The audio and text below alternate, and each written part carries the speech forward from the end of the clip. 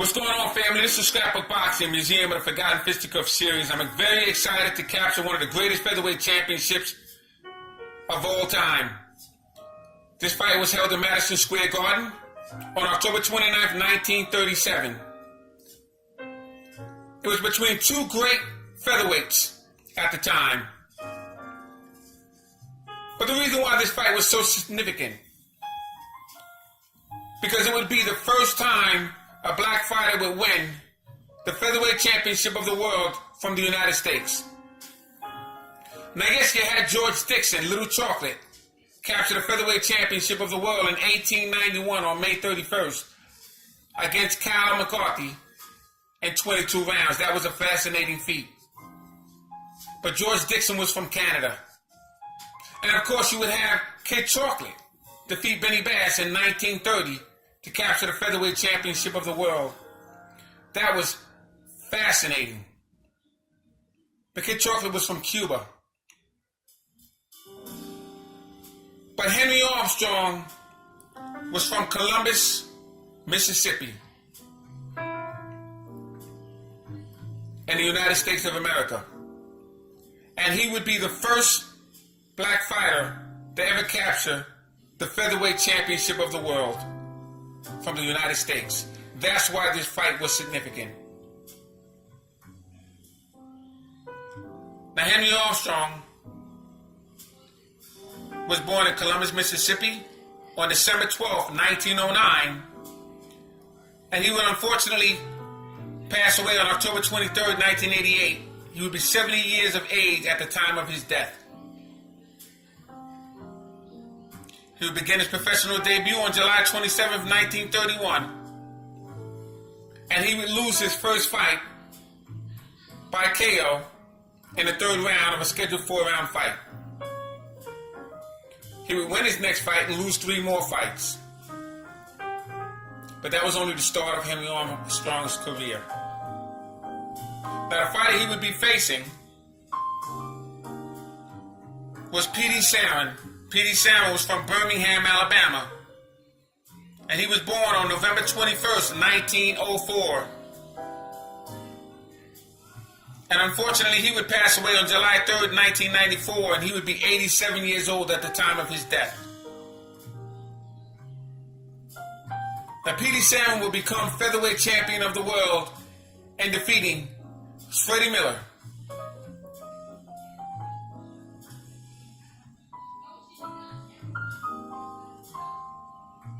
He would defeat Freddie Miller in 1937 and become the featherweight championship of the world. So let's take a look at these two fighters' career and learn how this fight came about. Now, in 1928, P.D. Sarin would face a fighter by the name of Pinky May in Savannah, Georgia. He would have a 10-round draw with Pinky May. He would face Steve Stetson, Birmingham, Alabama. He would defeat him in 10 rounds. And he would have another fight with Steve Stetson in Birmingham, Alabama. This time he would knock him out in 2 rounds. He would face Tony Leto and receive a 10-round draw. I want to show you Tony Leto. But he would end the year in 1928 against Pinky May, and he would lose to him in 10 rounds. Let's take a look at Tony Leto. Now, you're looking at Tony Leto, very good featherweight, and he would be P.D. Sarin's opponent.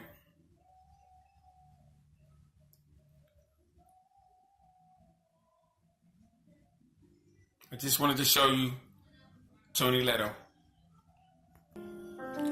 Now, in 1929, May 4th, he would face Charlie Glasson in Melbourne, Australia.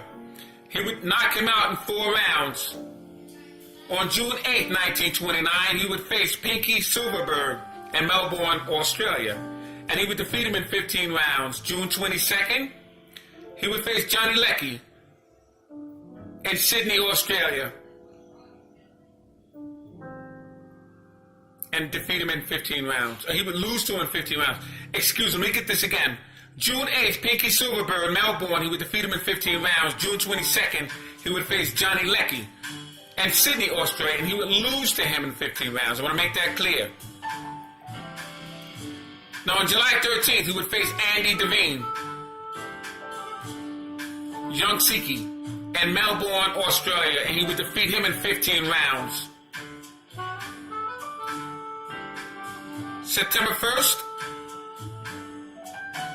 he would face Dick Corbett and have a 15-round draw with Dick Corbett. September 7th, Billy Grime, Sydney, Australia, he would lose to him in 15 rounds. October 11th, he would face Billy Grime again in Sydney, and he would knock him out in 9 rounds. On November 8th, he would face Billy Grime again, and he would earn a 15-round decision over Billy Grime. On December 2nd, Jack Jones, Wellington, he would knock him out in 10 rounds.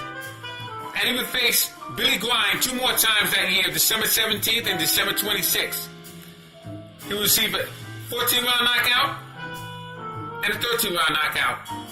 1930, January 1st, Johnny Leckie again. And he would knock him out in 14 rounds. February 3rd, Johnny Leckie, Wellington. And he would lose to him in 15 rounds. And he would lose on a foul on March 15th against Tommy Donovan and New Plymouth. He would lose to him on a foul. He would lose 2 more fights to Tommy Donovan, 15 rounds. And he would pick up his victories again against Sammy Shack and Johnny Leckie. 15-round victories.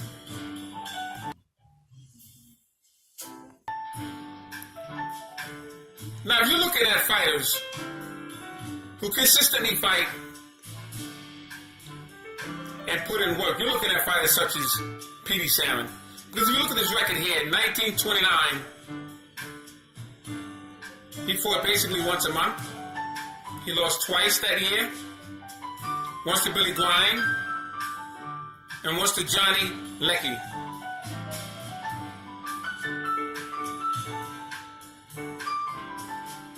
$1930, he would lose 3 times. Well, actually 4 times. Once he lost on a foul. He lost to Tommy Donovan and New Plymouth. He would lose to Tommy Donovan 3 straight times. He would lose to Johnny Leckie. 1931, you would see here, he would knock out fighters such as Tony Leto, 4 rounds. Midget Mike O'Dowd, 3 rounds. Charlie Von Rennan, 1 round. He would defeat Joe Lucas in 10 rounds. He would defeat Benny Schwartz in 10 rounds. He would lose to Fidel Labarte in 10 rounds. 1932, he would face Mickey Gennaro. April 27th, 1932, he would defeat him in 10 rounds. November 10th, he would face Mike O'Dowd, knocking him out in 3 rounds. November 17th, 1932, he would face Charlie Von Reeden and defeat him in 10 rounds. Gilbert Castillo, November 26th, 1932, another good win. He would defeat him in 10 rounds. 1933, January 25th, he would defeat Charlie Von Reeden, Jacksonville, and he would receive a 10-round draw. Now, if you look at March 7th, 1933, he would face Benny Schwartz in Alexandria. He would knock him out in 7 rounds. March 28th, Mickey Gelb, Alexandria, Virginia. He would defeat him in 8 rounds. Tommy Paul, fascinating fighter, April 25th, 1933. He would have a 8-round draw. He would face Johnny Dado on May 12th, 1933. In Detroit, Michigan, he would knock him out in 1 round. November 1st, he would face Freddie Miller. He would lose to him in 10 rounds. But on November 28th, he would earn a 10-round victory over Various Milling. 1934, January 23rd, he would face Frank Kid Colby in Washington, D.C. He would lose in 10 rounds. He would lose to Bucky Burton twice. February 19th, and March 12th. But on May 11th, he would face Lou Feldman, another good fighter in New York City. He would lose to him in 8 rounds. August 28th, he would defeat Benny Bass. Actually, he lost on a foul to Benny Bass in 6 rounds, but he would defeat him September 24th in Philadelphia, Pennsylvania. Now, Billy Bass was from Philadelphia, Pennsylvania. He would defeat him in 10 rounds. Billy Bass was a former featherweight champion who lost to Kid Chocolate in 1930. 1935, January 28th, he would face Joe Rivers in Washington, D.C., and he would defeat him in 10 rounds. February 15th, he would face Frankie Kid Colby in Miami, Florida. He would defeat him in 10 rounds. March 25th, Joe Rivers, Washington, D.C., defeat him in 10 rounds. So basically, the year of 1935, P.D. Salmon would have all victories, 1 no decision and 1 draw. No decision to Annie Martin, November 6th of that year, in Birmingham, Alabama. In Miami, Florida, he would have a draw, 10-round draw against Carl Gugino. 1936, he would face Freddie Miller, March 2nd. He would face him in Washington, D.C., and would defeat him in 15 rounds and win the featherweight championship of the world. Fascinating feat for P.D. Salmon. He would go on and face a Filipino fighter by the name of Davey Abad on July 31st, 1936. In Hollywood, California, would defeat him in 10 rounds.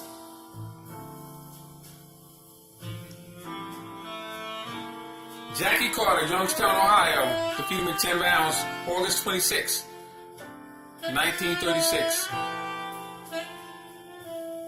Now he would have 2 more fights with Freddie Miller, July 31st in Johannesburg, South Africa. He would lose to him in 10 rounds. And September 4th, he would face Freddie Miller again in Johannesburg, South Africa, and defeat him in 12 rounds.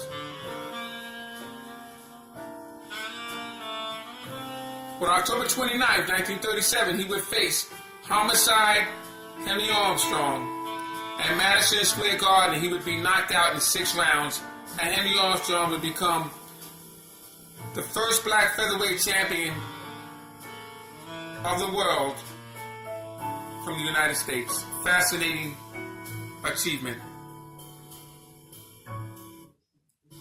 I just want to quickly look at Henry Armstrong's fight record.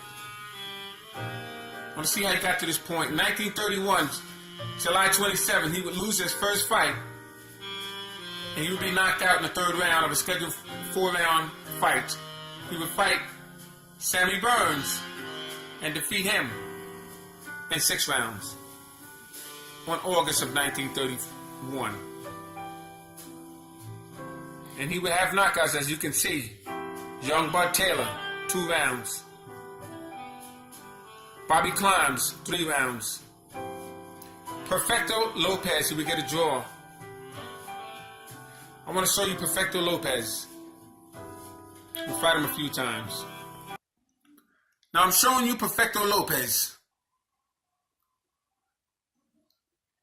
He was a very aggressive fighter.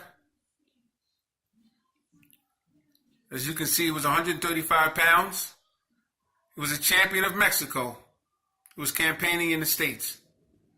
So Henry Armstrong faced a much bigger fighter than him. But that would not be the first time, because Henry Armstrong has a distinction of fighting middleweights, welterweights, lightweights, featherweights, at a time when you had some of the greatest fighters in that era.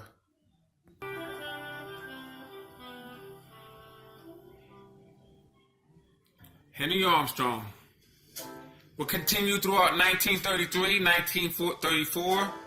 He would face Baby Casanova.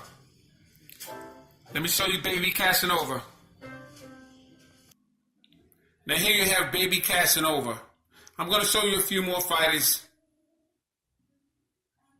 as well. This is Baby Casanova. He was a Henry Armstrong opponent. As you can see here, he was 135 pounds. So Henry Armstrong fought a lot of bigger opponents at featherweight. Baby Casanova. As you can see, babyface Casanova. Henry Armstrong would also fight Carlos Chavez. Carlos Chavez was a very good fighter as well. And I'm just trying to show you some of Henry Armstrong's opponents. This is Carlos Chavez. Now in 1936, January 1st, he would fight Joe Condi. Mexico City, he would lose to him in 10 rounds. Then he would face Richie Fontaine twice, Oakland, California, and Los Angeles, California. He would lose to him in 10 rounds and defeat him in 10 rounds. Now he would fight Richie Fontaine February 26th and March 31st of 1936. Alton Black, Reno, Nevada, he would face him April 17th and knock him out in 8 rounds. Johnny Defoe, he would defeat him in 10 rounds. He would face Baby Arizmendi August 4th, 1936. Los Angeles, defeat him in 10 rounds. Now he would face Baby Arizmendi several times in his career. Tough Mexican fighter. August 18th, he would face Juan Zorita, another good fighter. Los Angeles, knock him out in 4 rounds. Buzz Brown, Portland, defeat him in 10 rounds. September 3rd, 1936. October 27th, he would face Mike Belois. Mike Belois would be champion. Los Angeles, California, would defeat him in 10 rounds. And I showed you Tony Chavez. December 3rd, St. Louis, he would lose to him on a foul in 8 rounds. 1937, fascinating year for fighters. Joe Louis would become heavyweight champion of the world in 1937 by knocking out Jim Braddock. January 1st, Baby Casanova, Mexico City. Armstrong would knock him out in 3 rounds. January 19th, Tony Chavez, fight him again, Los Angeles. He would knock him out this time in 10 rounds. February 2nd, Moon Mullings, Los Angeles, California. He would knock him out in 2 rounds.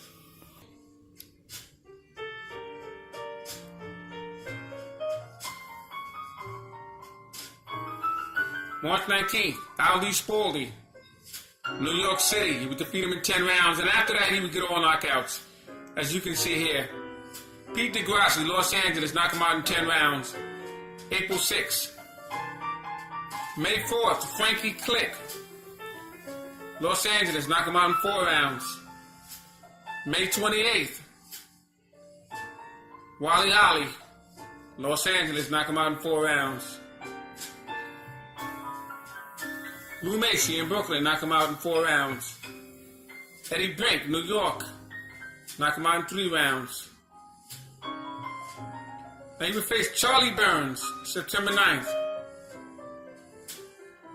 In Pittsburgh, Pennsylvania, knocking him out in 4 rounds.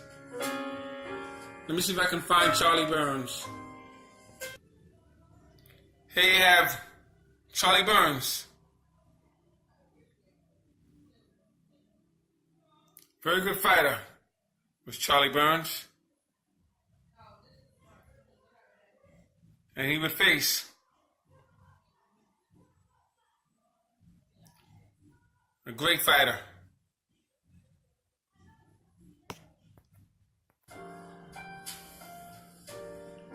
May 28th, Wally Holly, Los Angeles, California. He would knock him out in 4 rounds. Jackie Carter, June 15th, Los Angeles, knock him out in 4 rounds. On July 19th, he would face Lou Macy in Brooklyn, knocking him out in 4 rounds. As you can see here, Charlie Burns, that's where we left off. Johnny Defoe, New York City, knocking him out in 4 rounds. And October 29th, 1937 would be the actual date that Henry Armstrong would knock out P.D. Sarin in New York, which is Madison Square Garden, and he would knock him out in the 6th round and become the first black featherweight champion of the world from the United States. Fascinating feat. Another notch on his resume. Armstrong would be the first fighter to win featherweight championship of the world on October 29, 1937 by defeating P.D. Sarin. Then he would move up to the welterweight championship of the world in 1938 and defeat Barney Ross. And then he would move back down that same year, 1938, to face the lightweight champion, Lou Ambers. And after defeating Lou Ambers, he would become the first fighter of any country, of any ethnicity, ever to hold all three championships simultaneously. That's a fascinating feat. Let me bring you back down one more time to 1937. And I want you to see how many fights this man had in 1 year. 1938 was no different. He would have 27 fights in a year. He would fight once a week. I have Henry Armstrong, number 4, and the greatest fighters of all times, any era. That's not going to change. There's no fighters today that can possibly change it. Can't happen.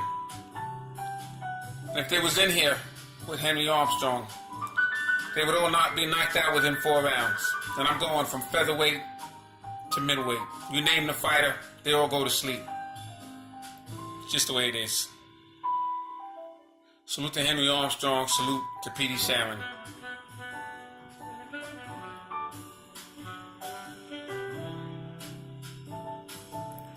Greatest featherweight championship bout in the entire history of this country.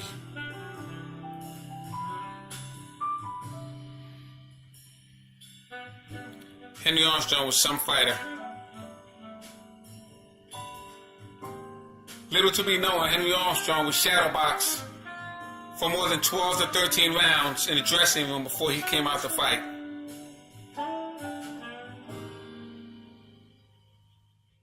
And he would have just as much energy in the very last round of a 15-round fight as he would when he first starts in the first round.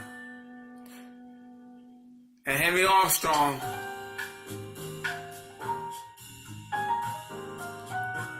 his heartbeat would drop to 60 pulse per minute. It was incredible because that's almost not a heartbeat.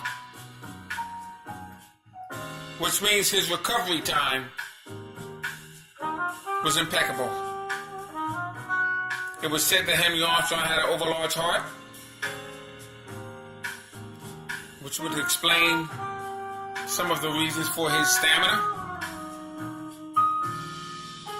A lot of it had to do with courage, determination, the fact that he wanted to win, the fact that he believed he was the greatest fighter in that ring.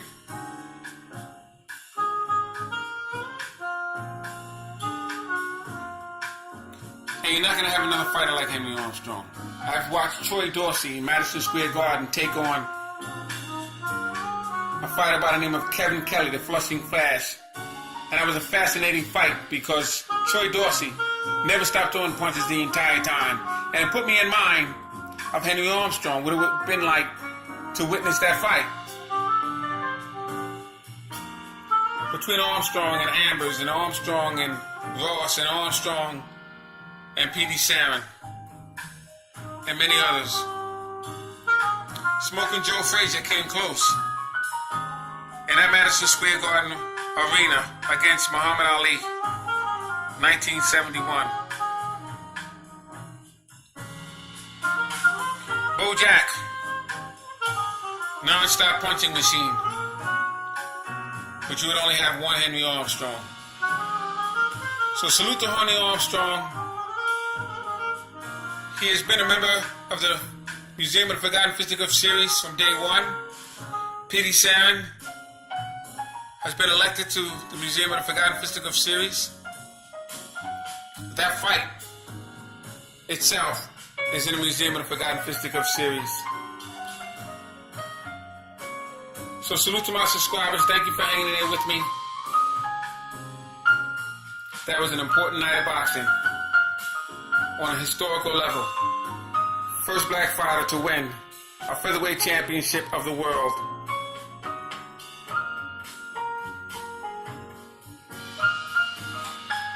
In America. Salute.